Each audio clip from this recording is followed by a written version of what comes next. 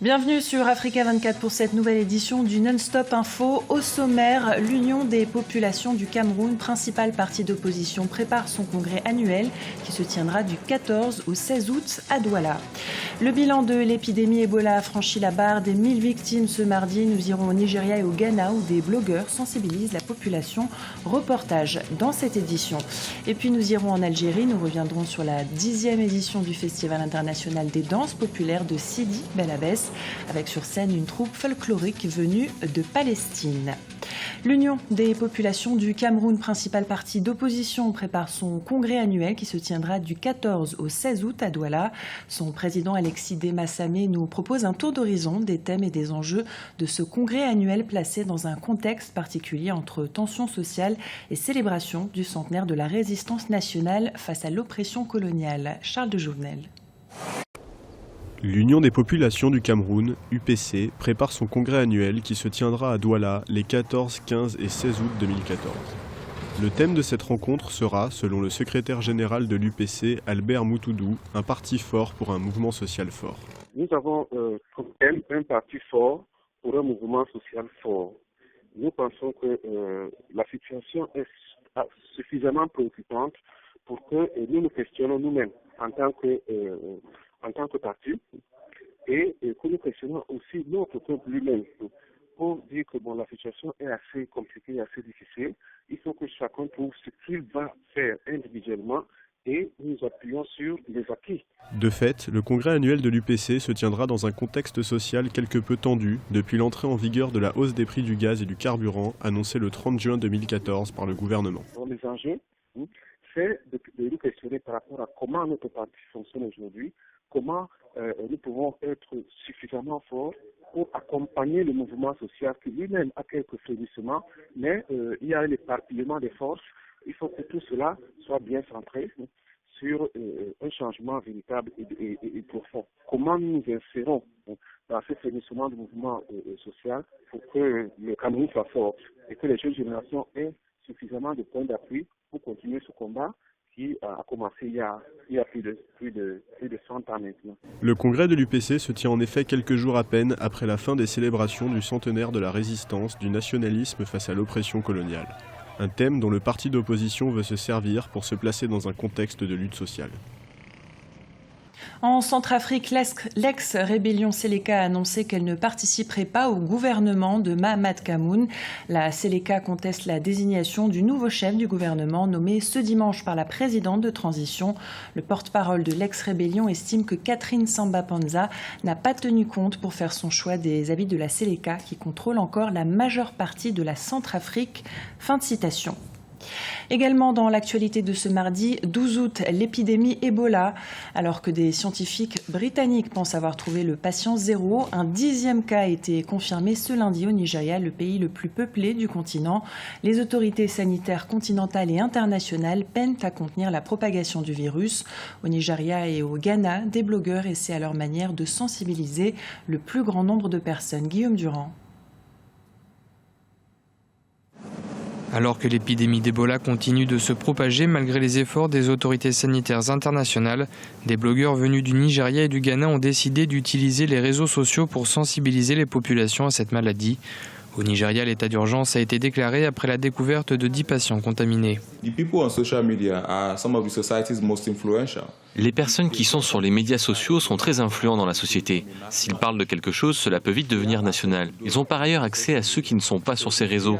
Alors ils sont un moyen de communiquer et de faire connaître et comprendre les dangers et les risques d'un virus comme Ebola. Ils pourront en parler à leurs familles, leurs proches. L'information peut voyager via ces réseaux. Au Ghana, certains essaient également d'informer les populations sur ce virus, à l'image des animateurs de la radio City FM. Beaucoup d'attention a été donnée au public en matière d'éducation sur le virus du sida. Il y a plein de publicités à la télé, d'affichages en ville, d'annonces à la radio, mais on ne voit rien concernant Ebola. On ne dépend que de ce que les journalistes disent au public. Je pense que le gouvernement ne fait pas assez. À ce jour, 3 cas suspects se sont révélés négatifs au Ghana. Les résultats pour un 4e patient d'origine burkinabé et décédé à Baokou dans le nord-ouest du pays sont toujours attendus. Et toujours au sujet de l'épidémie Ebola, sachez que le bilan a dépassé les 1000 victimes ce mardi selon l'Organisation mondiale de la santé. Les pays de l'ouest du continent sont en état d'alerte. La Côte d'Ivoire a suspendu ce lundi tous les vols en provenance et à destination de Sierra Leone, du Libéria et de Guinée et interdit l'arrivée de passagers de ces 3 pays frappés par la fièvre hémorragique. Voilà ce que l'on pouvait dire sur ce dossier. Place au sport dans cette édition avec du football et de 2 pour le Congo en demi-finale de la Ligue des champions de la CAF. Quelques heures après le TP Mazembe, vainqueur 3-1 des Soudanais d'El Hilal, le V-Club de Kinshasa rejoint son compatriote en demi-finale de la Champions League. Les Quinois ont réalisé l'exploit d'aller défaire à Alexandrie le Zamalek. C'est l'attaquant ougandais Younous Sentamu qui a donné les 3 points décisifs à son équipe en marquant l'unique but de la rencontre à la 56e minute. Écoutez l'analyse de Roger Itoto, ancien international de RDC. Donc, les 2 clubs représentent la RDC. Et maintenant, par rapport à être surpris, oui, surpris pas par rapport à TP Mazembe parce que c'était habitué. Et c'est plutôt le V-Club qui étonne énormément beaucoup de gens dans le milieu du football parce qu'ils s'y attendaient pas. Et puis bon, mais c'est vrai qu'on ne savait pas où ils allaient. Et là, bon, ils ont montré en allant en plus chercher la qualif contre l'équipe des Zamalek en gagnant 1-0. Donc oui, en tant que Congolais, on est tous complètement très très fiers de 2 équipes, 2 frères ennemis. Et donc c'est grâce à il faut pas oublier ces 2 grands présidents qu'ils ont des 2 équipes, en parlant de Général Amissi et puis de Moïse Katumbe. Et donc ça montre que le football congolais est en train de renaître petit à petit.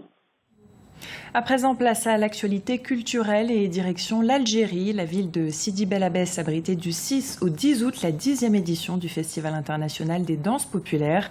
Cette année, les organisateurs ont convié une troupe folklorique venue de Palestine avec l'objectif de véhiculer un message de paix tout au long des festivités. Guillaume Durand. Le Festival international des danses populaires de Sidi Bel Abbès en Algérie s'est tenu du 6 au 10 août 2014. Les organisateurs ont pour cette 10e édition accueilli des troupes de danse venues de Cuba, du Sénégal, de la Roumanie ou encore de la République tchèque. Une troupe de danse folklorique originaire de Palestine était par ailleurs l'invité d'honneur. Nous essayons de véhiculer notre message à travers l'art. Et si Dieu le veut, ce message touchera tout le monde. Nous voulons que la Palestine soit libérée. Notre message pour le monde, c'est que nous sommes de braves personnes qui ne demandons qu'à vivre comme le reste du monde, dans la paix et la sécurité.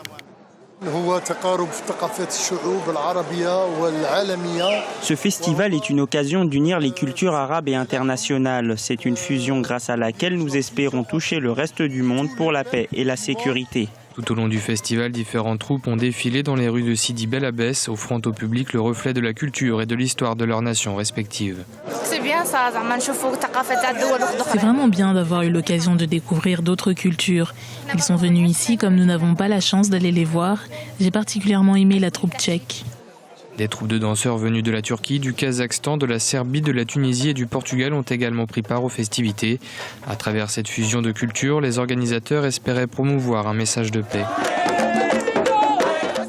Ce journal a été réalisé par l'ensemble de la rédaction. Nous vous remercions pour votre fidélité. Dans un instant, une nouvelle édition de l'actualité sur Africa 24.